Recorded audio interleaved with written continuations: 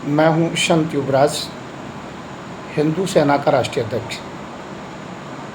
हालांकि मैं स्वयं फेफड़े के कैंसर से पीड़ित हूं, पर एक खबर सुन के बहुत बड़ा कष्ट हुआ कि सलीम वास्तविक को गिरफ्तार कर लिया, उनको किसी पुराने केस के अंतर्गत। जब व्यक्ति भारत के अंतर्गत में किसी भी स्थिति में चरम सीमा पर पहुंचा है, कुछ संगठन, कुछ लोग, कुछ विरोधी खड़े होते हैं और उसकी छवि समाप्त करने में लग जाते हैं।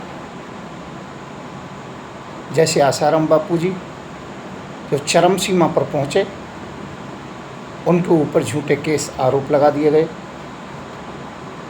आगे चाहे रामपाल जी हैं, चाहे निरंकारी हैं, मैं तो कहूँगा काफ़ी हद तक झूठे आरोपों से घिरे हुए हैं। उसी दौरान जब मैं चरम सीमा पर चल रहा था तो मेरे ऊपर भी कई झूठे रेप के आरोप लगाए गए। वो तो परम पिता परमात्मा की कृपा थी, कोई आरोप सिद्ध नहीं हो पाया। आज मैं बाहर हूँ। कभी शंकराचार्यों को ऊपर लगाए गए और कभी ये शंकराचार्य जो गौहत्या के लिए अधिक आंदोलन कर रहे हैं, उनके पीछे भी कुछ लोग पीछे लग गए थे। वो तो हम लोग बीच में आ गए। कभी दाती जी महाराज के पीछे, कभी सुधांशु के पीछे, कभी देवकी नंदन के पीछे, कभी अनिरुद्धाचार्य के पीछे, कभी बागेश्वर के पीछे।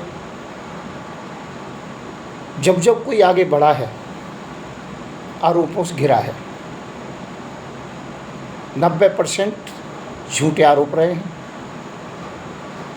मेरे ऊपर भी झूठे आरोप थे, उन सभी आरोपों में बरी हूँ।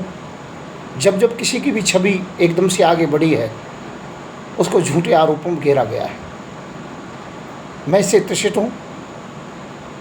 आज सलीम वास्तविक के विषय में ना नरसिंहानंद बोल रहे हैं, ना गाय वाले बाबा बोल रहे हैं, ना मुख्यमंत्री जी बोल रहे हैं, कोई भी नहीं बोल रहा है। मैं कहना चाहता हूँ, यदि आरोप सिद्ध करना चाहें तो किसी के प्रति कोई भी आरोप सिद्ध कर सकते हैं, पर ये आरोप पहले कहाँ चले गए थे, जो सलीम वास्तविक को कोई नहीं जानता था। कुछ लोगों को उनसे ईर्ष्या हुई, उन्होंने ये प्रोपगंडा रचा, उनको जेल पहुंचा दिया। सलीम वास्तविक पर ये आरोप झूठे हैं, जिस प्रकार से अन्य संतों के ऊपर भी झूठे थे। समय का इंतजार करो, वो इसके अंतर्गत में बरी होंगे। मैं किसी राजनीतिक व्यक्ति विशेष से या राजनीतिक पार्टी को उंगली नहीं उठा रहा हूँ। बस मैं इतना ज़रूर कह रहा हूँ, हम जितने भी लोग हैं जो हाई पॉपुलैरिटी के अंतर्गत में आए, जिनमें मैं संत युवराज तलवार वाला बाबा भी हूँ, हिंदू सेना का राष्ट्रीय अध्यक्ष, तो मेरी भी छवि एक ही रात में समाप्त कर दी थी। जो चरम सीमा पर मेरी छवि चलती थी, मैं भागवत कथा करने योग्य नहीं रहा था। मेरे नाम को जब भी यूट्यूब पे डाला जाता था तो बलात्कार के झूठे केस के वीडियो आ जाते थे। लोग मुझे उंगली उठाते थे। मुझे 14 दिन जेल में रहना पड़ा था। टीवियों ने तरह तरह से मेरा दुष्प्रचार किया था, अखबारों में दुष्प्रचार किया था। पर जब मैं बरी हुआ और जब मैंने कहा कि मेरे विषय में आप बताइए कि मैं पाक साफ हूँ, दूध का दूध, पानी का पानी हो गया है, तो मुझसे प्रत्येक चैनल ने 5-5 लाख रुपए, 3-3 लाख रुपए मांगे थे, जो मैं बिल्कुल धनहीन हूँ, एक पैसा नहीं दे पाया था। आज एक महारथी फिर पुणे गिर गया है। परमपिता परमात्मा से प्रार्थना करूँगा अब किसी के साथ ऐसा ना हो। धन्यवाद जनता के लिए। ये वीडियो जिसके पास पहुँचे ज़्यादा से ज़्यादा भेजें और ये ध्यान रखें, किन्हीं भी अफवाहों पर ध्यान ना दें। मैं हूँ संत युवराज।